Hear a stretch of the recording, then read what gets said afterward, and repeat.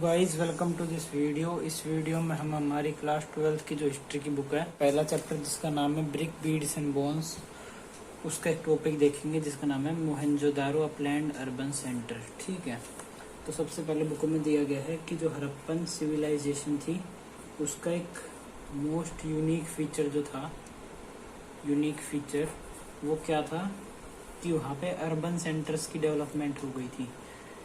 Urban centres की development हो गई थी, वो हड़प्पन सिविलाइजेशन का मोस्ट यूनिक फीचर था।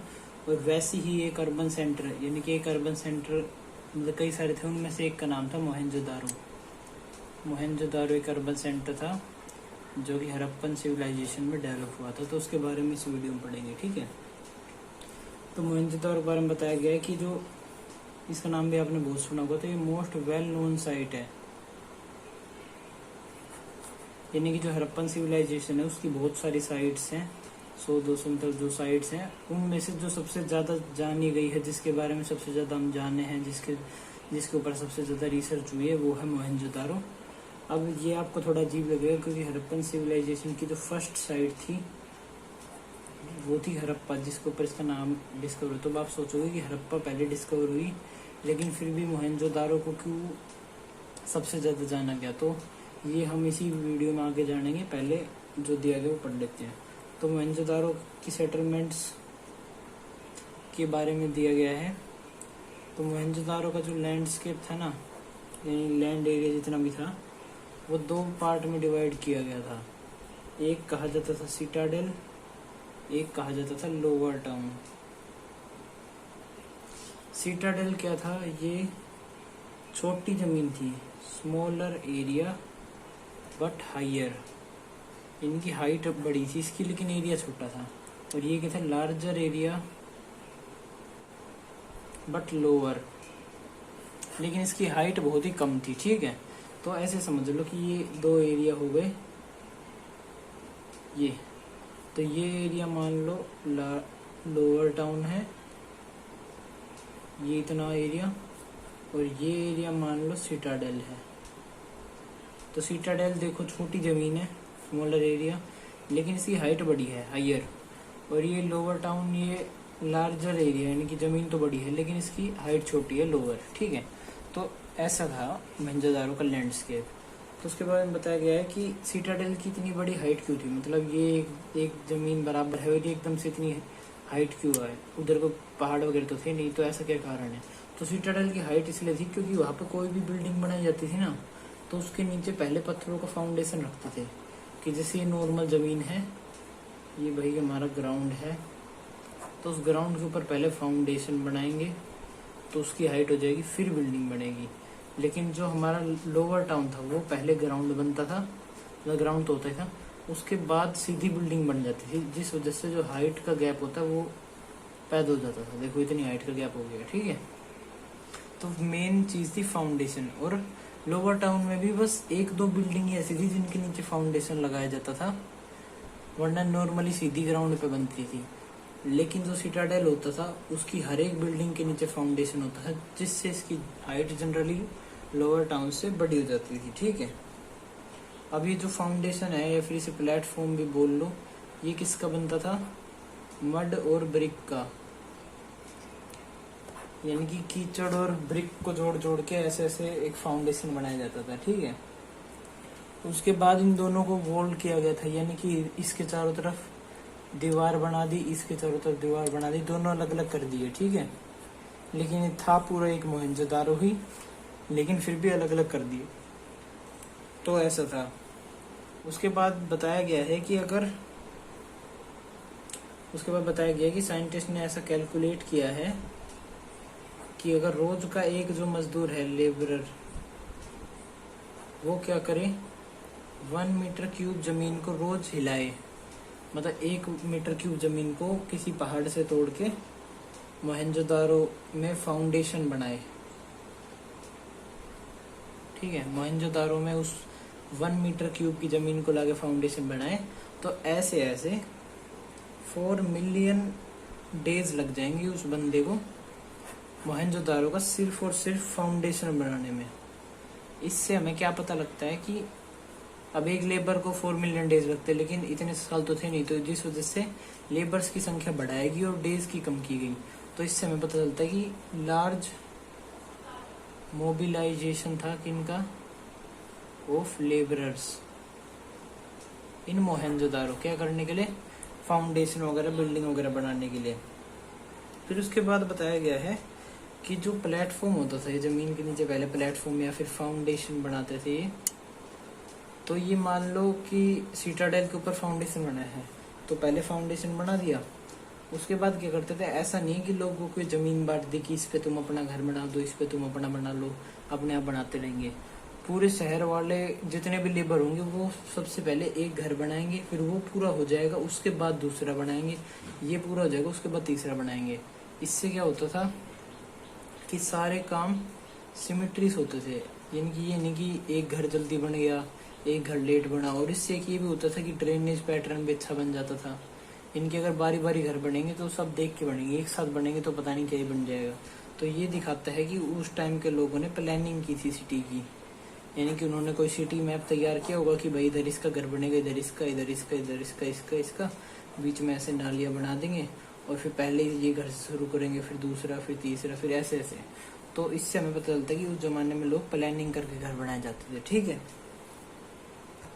फिर एक और प्लानिंग का हमें एग्जाम्पल कहाँ मिलता है, जो मोहनजोदारो की या फिर किसी भी हड़प्पन सिविलाइजेशन की साइट देखोगे ना तुम, तो उधर क्या है, जितनी भी बिल्डिंग्स हैं, बिल्डिंग्स उनमें जो ब्रिक्स यूज हुई हैं वो सेम लेंथ ब्रेथ हाइट की हैं।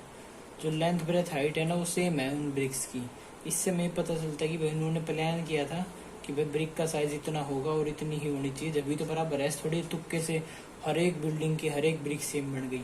तो इससे ये पता चलता है कि वो प्लानिंग बहुत अच्छे तरीके से करते थे। ठीक है, उसके बाद दिया गया है जो हड़प्पन साइट्स थी या फिर सिटीज थी, इनकी एक और डिस्टिंक्टिव फीचर क्या था, मैंने पहले बताया था अभी, वो था प्लैन्ड ड्रेनेज सिस्टम। यानी कि जो नाली वगैरह का सिस्टम होता था कि इस घर से ऐसे पानी निकलेगा, फिर ये बड़ी वाली नाली से मिलेगा और फिर पूरे शहर से की गंदगी कहीं दूर जाके छोड़ देंगे।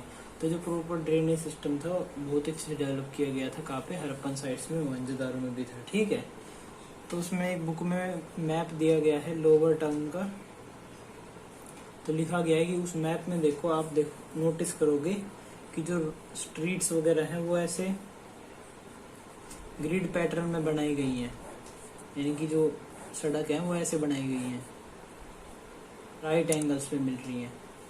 अब इन सब से हमें क्या पता चलता है कि मतलब जो स्ट्रीट्स हैं वो राइट एंगल पे बनाई गई हैं एक दूसरे से। इससे हमें पता चलता है कि प्लानिंग की गई थी, सबसे पहले स्ट्रीट्स बनाई गई थी, उनमें ड्रेन्स लगाई गई थी, उसके बाद घर बनाए गए थे।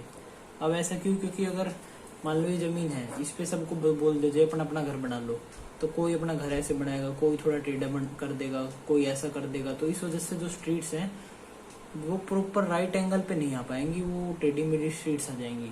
लेकिन अब स्ट्रीट्स अगर प्रॉपर राइट एंगल पे आ रही है, इसका मतलब है पहले स्ट्रीट्स को ऐसे सीधा लाइन खींच के बनाया गया, फिर उनके अंदर गड्ढे करके ड्रेन बनाई गई, उसके बाद बोला कि अपने अपने घर बना लो इस एरिया में, फिर उन्होंने अपने अपने घर बना लिए।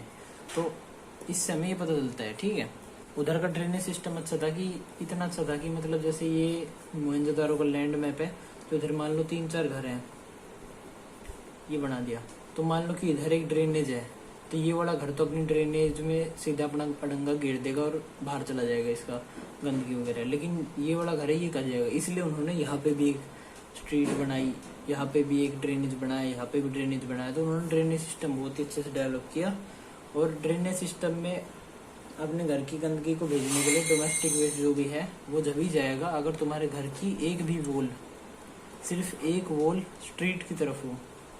अब ऐसा तो हो नहीं सकता, तुम्हारा घर ये है, यहाँ पे एक और घर आ गया, यहाँ पे एक और घर है, यहाँ पे एक और घर है और यहाँ पे एक घर है, तुम्हारा घर बीच में दब गया, तो अब तुम ड्रेनेज सिस्टम तो यूज़ कर नहीं सकते, क्योंकि उस ज़माने में कोई अंडरग्राउंड फैसिलिटी तो थी नहीं, तो तुम्हारे घर को बाहर होना पड़ेगा स्ट्रीट के पास में। तो उस टाइम पे ऐसे ही डेवलप की गई थी सारी स्ट्रीट्स मोहनजोदारो में, कि हर एक घर के पास एक न एक स्ट्रीट तो आनी चाहिए। ठीक है, फिर एक इस वीडियो की स्टार्टिंग मैंने बताया था कि जो हड़प्पा साइट थी वो मोहनजोदारो से पहले डिस्कवर हुई थी, लेकिन फिर भी उसके बारे में हम क्यों कम जानते हैं और मोहनजोदारो के बारे में हम क्यों ज़्यादा जानते हैं? ऐसा इसलिए क्योंकि जो हड़प्पा साइट थी वहाँ पे जो ब्रिक रोबर्स होते हैं, यानी कि जो ईंट चोरी करने वाले लोग होते हैं, उन्होंने हड़प्पा की जो साइट थी उसे डिस्कवर होने से पहले ही ईंट चोरी कर करके आधी सिटी को डिस्ट्रॉय कर दिया। यानी कि मान लो उन्होंने घर देखा, उस घर की ईंट तोड़ के ले गए, ऐसे ऐसे पूरा घर ही उड़ा दिया। अब हमें क्या पता भाई उधर कोई सिटी थी, अगर सिटी भी थी तो हमें ये नहीं पता उधर घर है, क्योंकि वो सारी ब्रिक्स तो ले गए। तो एक तो इस वजह से नहीं पता।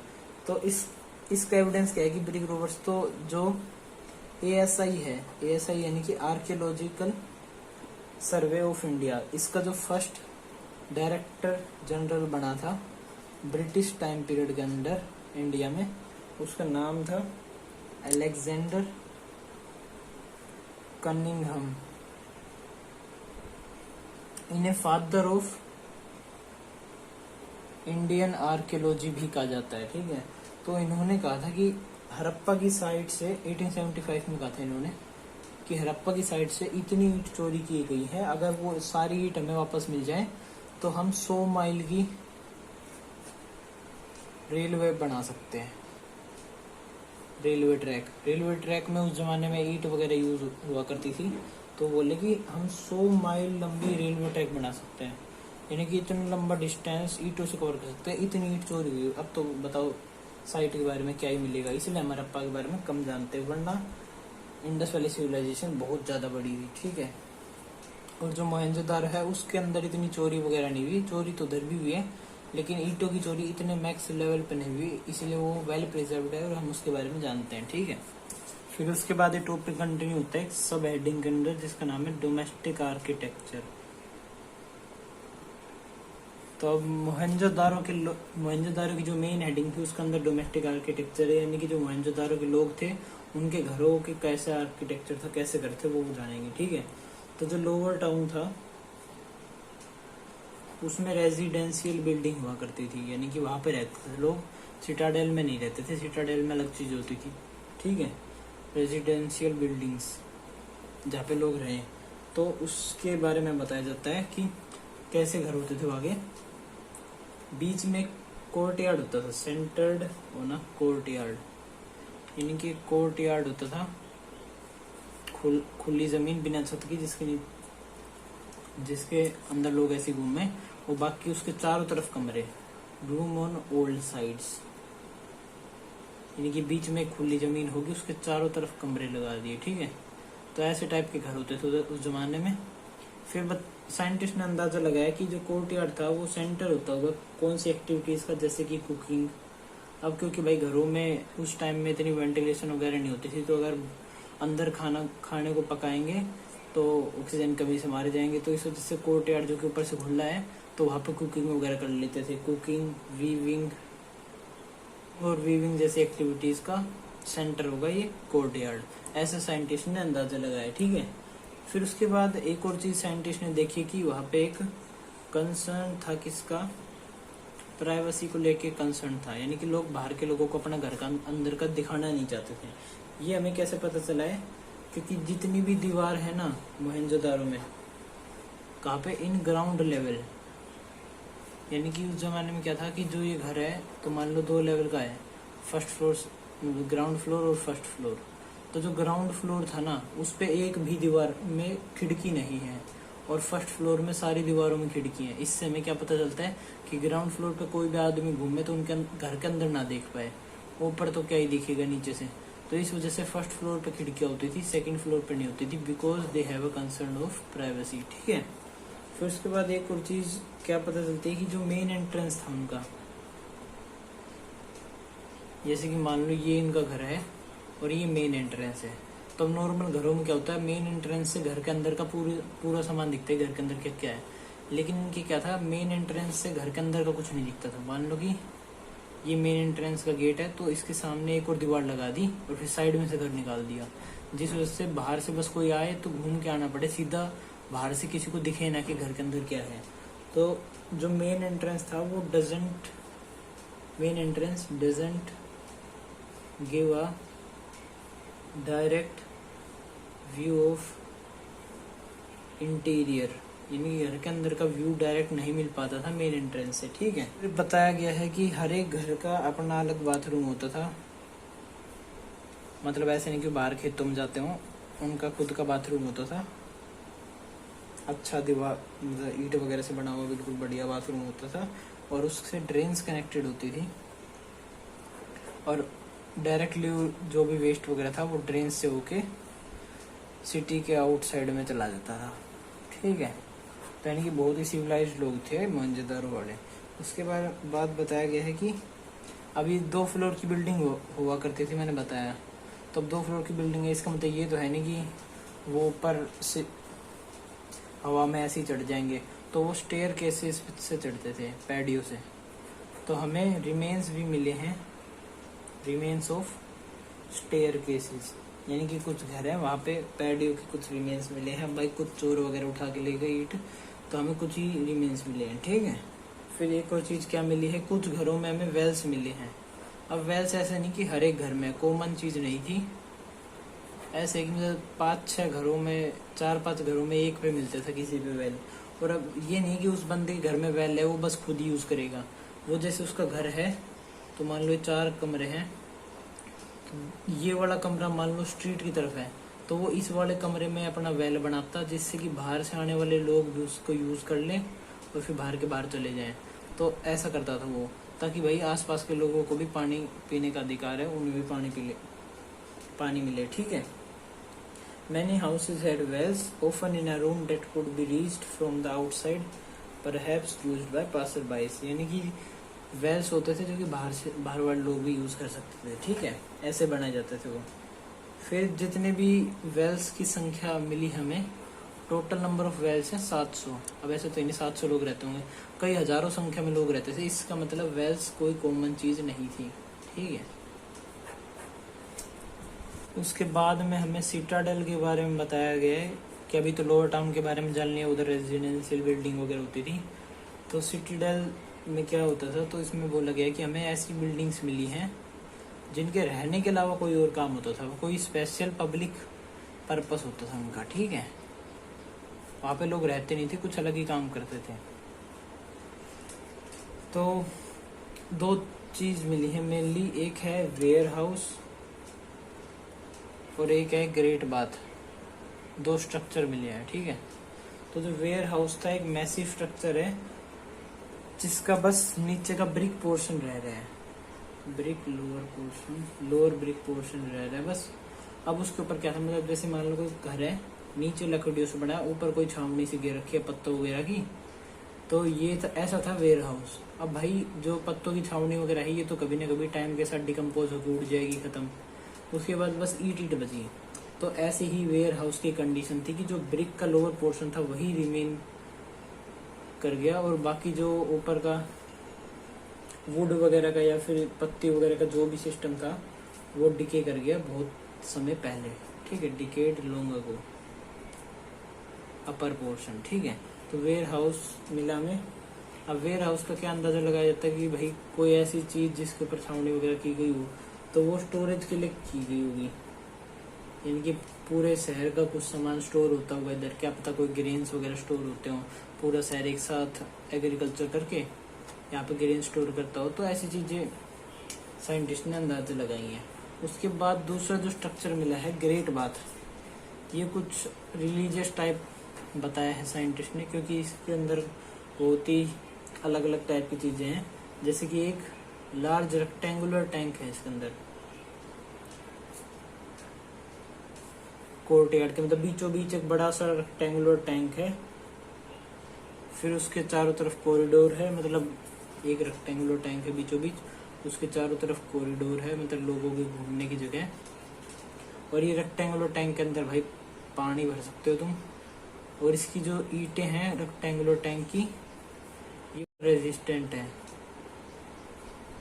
कैसे बनाई गई हैं? बाय यूजिंग जिप्सम, यानी कि उन्होंने ईंटों के बीच में जिप्सम यूज किया, जो कि पानी को बाहर नहीं जाने देते एक बार अंदर आ गया तो इससे हम ये समझ सकते हैं कि भाई ये स्विमिंग पूल का काम करता होगा। उसके बाद क्या किया गया है कि यहाँ पे भाई एक तरफ पैडियाँ हैं नीचे उतरने की और दूसरी तरफ भी पैडियाँ हैं, यानी कि दो तरफ पैडियाँ, यानी कि कोई बंदा इधर से आ सकता है इधर से आ सकता है। बिल्कुल स्विमिंग पूल वाला काम कर रखा है। और उसके बाद बताया गया है जब भी वाटर इसमें से निकालना होता था रेक्टेंगुलर टैंक में से, तो आस पास में एक बड़ा सा ड्रेन होता था ऐसे, उसमें से बह जाता था ये, उसमें निकाल देते थे और फिर सारा पानी निकल जाता था। उसके बाद ये नया पानी भर देते थे, बाल्टियों से भरते होंगे कैसे भी, वो भर देते थे। उसके बाद बताया गया कि तीनों साइड पे रूम्स हैं, फिर ऐसे ही बहुत सारे रूम्स हैं, फिर यहाँ पे अच्छा ड्रेनेज सिस्टम है और फिर सामने बहुत सारे वॉशरूम्स वगैरह हैं, ऐसा बताया गया है। तो इन सब को देख के साइंटिस्ट ने अंदाजा लगाया कि भाई ये कोई स्पेशल टाइप की रिचुअल बात होती होगी। जब भी कोई नया राजा रानी बनता होगा तो क्या पता उन्हें इसमें नहला के फिर कुछ किया जाता हो। तो इन सब नई नई चीज़ों को देख के साइंटिस्ट ने अंदाजा लगाया कि भाई कोई स्पेशल रिचुअल बात है जो कभी कभी होती थी। ठीक है, बस इस वीडियो में इतना ही। तो अगर आपको वीडियो अच्छी लगी हो तो लाइक शेयर सब्सक्राइब, और इस वीडियो के नोट्स की लिंक डिस्क्रिप्शन में मिल जाएगी, वहाँ से डाउनलोड कर लेना।